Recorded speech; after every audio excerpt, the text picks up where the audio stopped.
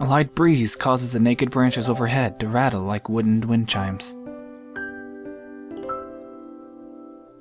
This is a popular retreat for couples in the summer. The deciduous trees provide a beautiful green canopy, far out of sight of teachers and fellow students. But now, in late winter, it feels like I'm standing under a pile of kindling. I breathe into my cupped hands and rub them together furiously to prevent them from numbing in this cold. Just how long am I expected to wait out here anyway? I'm sure the note said 4 p.m. Yes, the note slipped between the pages of my math book while I wasn't looking. As far as cliches go, I'm more of a fan of the letter in the locker, but at least this way shows a bit of initiative. As I ponder the meaning of the note, the snowfall gradually thickens. The snowflakes silently falling from the white-painted sky are only a sign of time passing in this stagnant world. Their slow descent upon the frozen forest makes it seem like the time has slowed to a crawl. The rustling of dry snow underfoot startles me, interrupting the quiet mood. Someone is approaching me from behind. Hisao? You came? A hesitating, barely audible question. However, I recognize the owner of that dainty voice instantly. I feel my heart skip a beat. It's a voice I've listened to hundreds of times, but never more than a eavesdropper to a conversation. I turn to face this voice, the voice of my dreams, and my heart begins to race.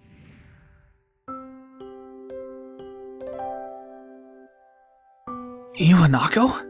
I got a note telling me to wait here. It was yours? Damn it. I spent all afternoon trying to come up with a good line and that was the result. Pathetic. Yes. I asked a friend to give you that note. I'm so glad you got it. A shy, joyous smile that makes me so tense I couldn't move a single muscle, even if I tried.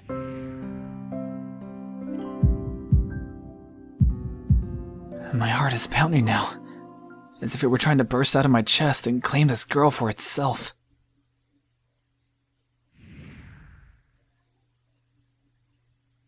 So, here we are, out in the cold. Once again, the wind stirs up the branches. The cacophonous noise is music to my ears. Iwanako flinches ever so softly against the gust of wind. As it passes, she rights herself, as if supported by some new confidence. Her eyes lock with mine, and she lazily twirls her long dark hair around her finger. All the while, the anxious beating of my heart grows louder. My throat is tight.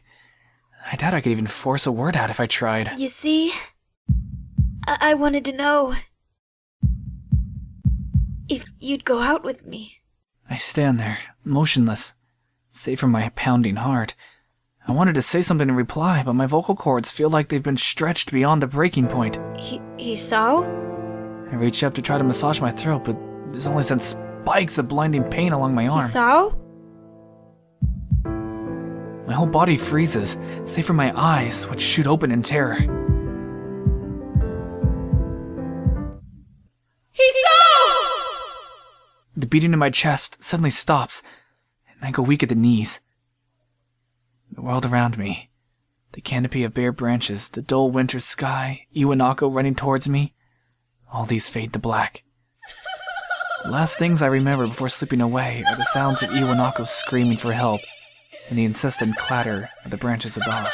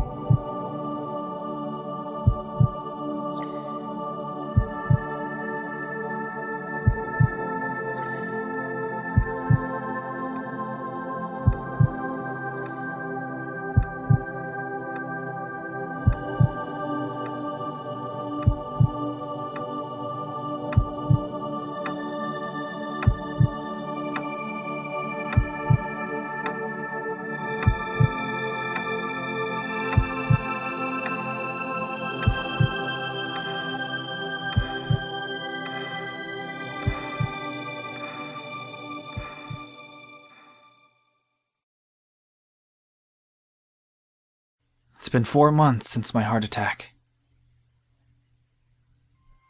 In that whole time, I could probably count the times I've left this hospital room unsupervised on one hand.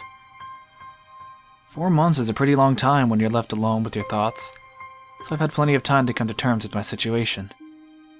Arrhythmia. A strange word, a foreign alien one that you don't want to be in the same room with. A rare condition. It causes the heart to act erratically and occasionally beat way too fast. It can be fatal.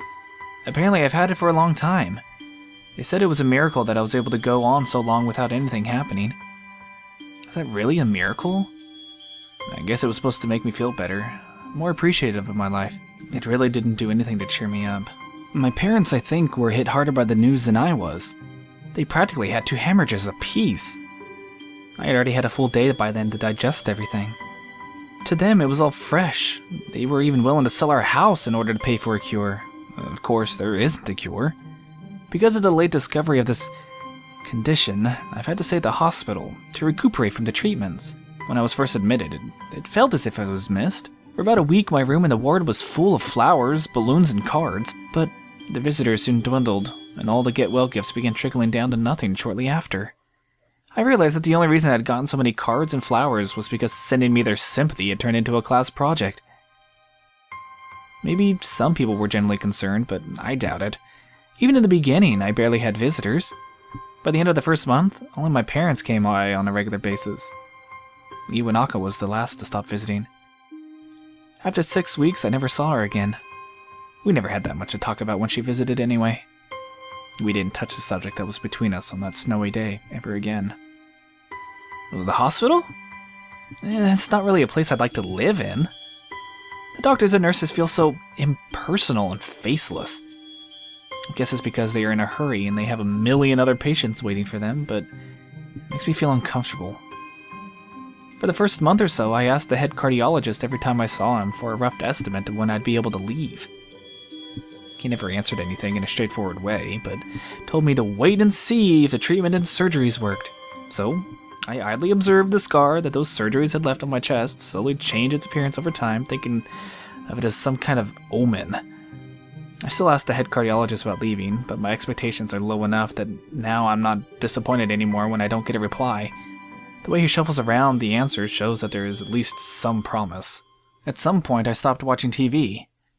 I don't know why, I just did. Maybe it was the wrong kind of escapism for my situation.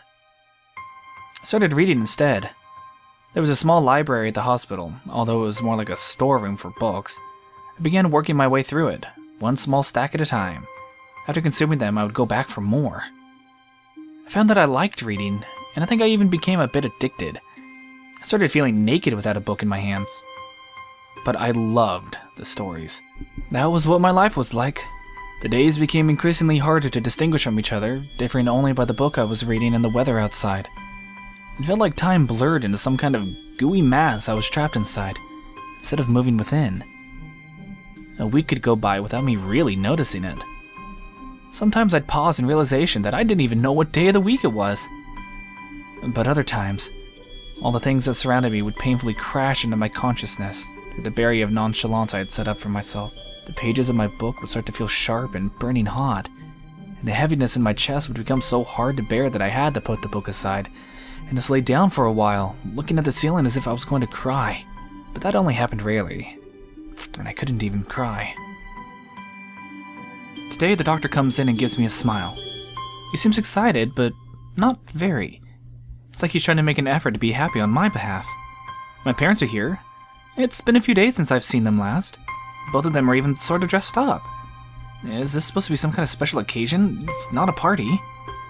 There's this ritual the head cardiologist has. He takes his time, sorting his papers, then setting them aside as if to make a point of the pointlessness of what he just did. Then he casually sits down on the edge of the bed next to mine. He looks me in the eyes for a moment. Hello, Hisao. How are you today? I don't answer him, but I smile a little back at him. I believe that you can go home. Your heart is stronger now, and with some precautions, you should be fine. We have all your medication sorted out. I'll give your father the prescription. The doctor hands a sheet of paper to my dad, whose expression turns wooden as he reads it quickly. So many. I take it from his hand and take a look for myself, feeling numb. How am I supposed to react to this? The absurdly long list of medications staring back at me from the paper seems insurmountable. They all blend together in a sea of letters.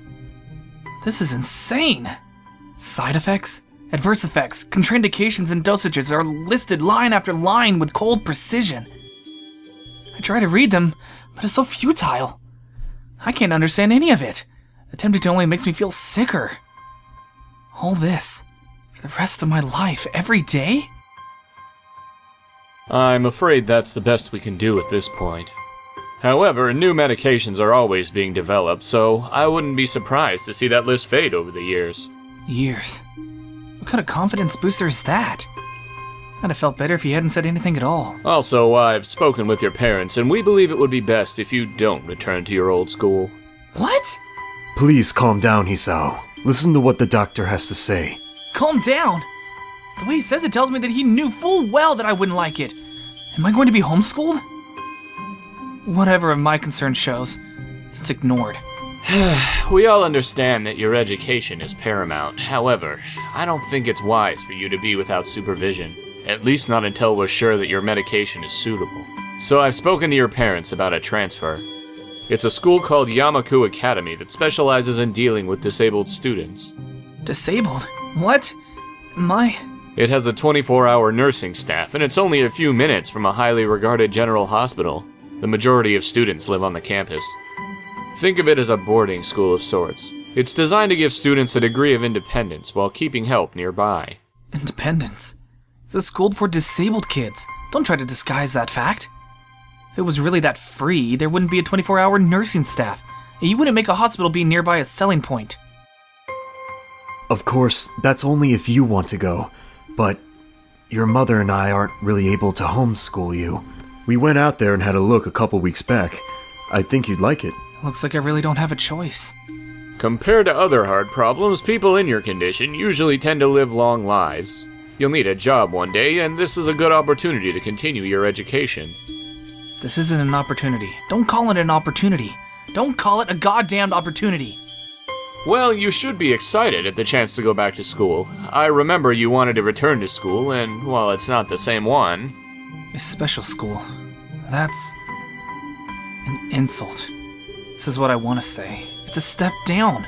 It's not what you think. All the students there are pretty active, in their own sort of way. It's geared towards students that can still get around and learn, but just need a little help. In one way or another.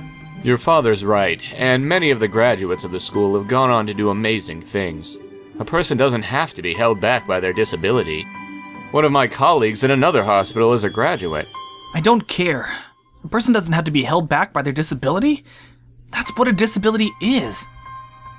I really hate that something so important was decided for me. But what can I do about it? A normal life is out of the question now. It's funny. I'd always thought that my life was actually kind of boring, but now I miss it. I want to protest. I want to blame this lack of reaction on shock or fatigue. I could easily yell out something now. Something about how I can go back to school anyway, but no. I don't say anything. The fact is that I know it's futile. I look around the room, feeling very tired of all of this. The hospitals, doctors, my condition, everything. I don't see anything that would make me feel any different. There really isn't a choice. I know this, but the thought of going to a disabled school? What are those even like? As much as I try to put a positive spin on this, it's very difficult. But let me try. A clean slate isn't a bad thing. That is all I can think of to get me through this. At least I still have something. Even if it is a special school, it's something. It's a fresh start, and my life isn't over. It could be a mistake to resign myself to thinking that. At the very least, I'll try to see what my new life will look like.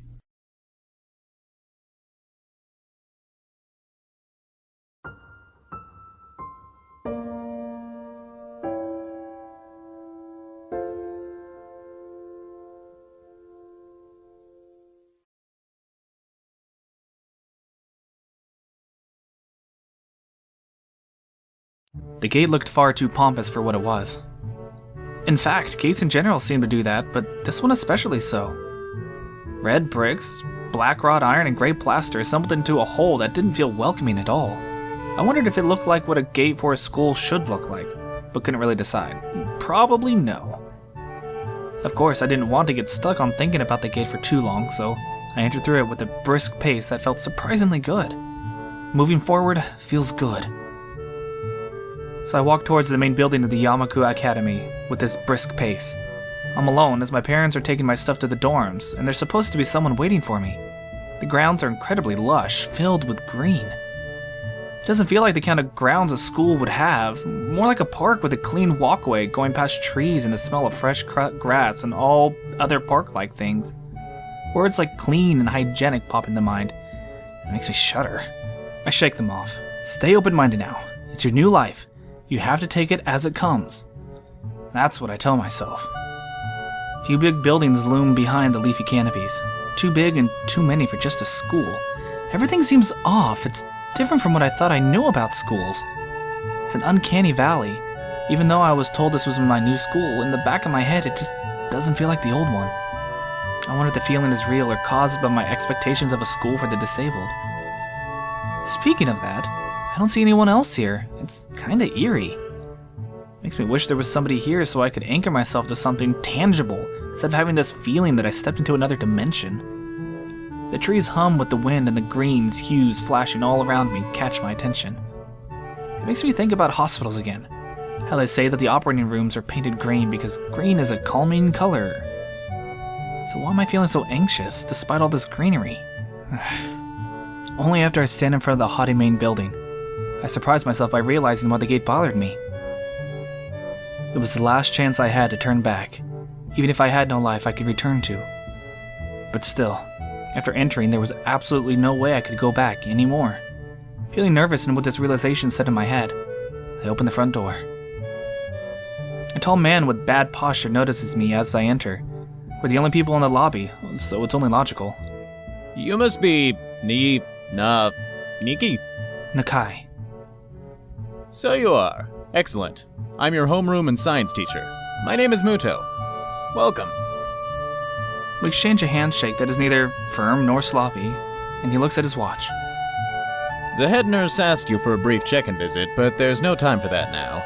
Oh, should I go later? Yes, afternoon is probably fine. We should get going and introduce you to the rest of the class. They're waiting already. Waiting for me? I don't really like being the center of attention, but I guess it's inevitable in a situation like this. Somehow, not knowing what is waiting for me makes me feel really nervous. Thinking of this, I almost miss what the teacher is saying. Do you want to introduce yourself to the class? Yeah, sure. I mean, isn't that normal? Of course, but not everyone likes to be at the center of attention. I'm probably one of those people, but I guess I should be the one to give the first impression of myself. Right. But it's no problem. Let's go then.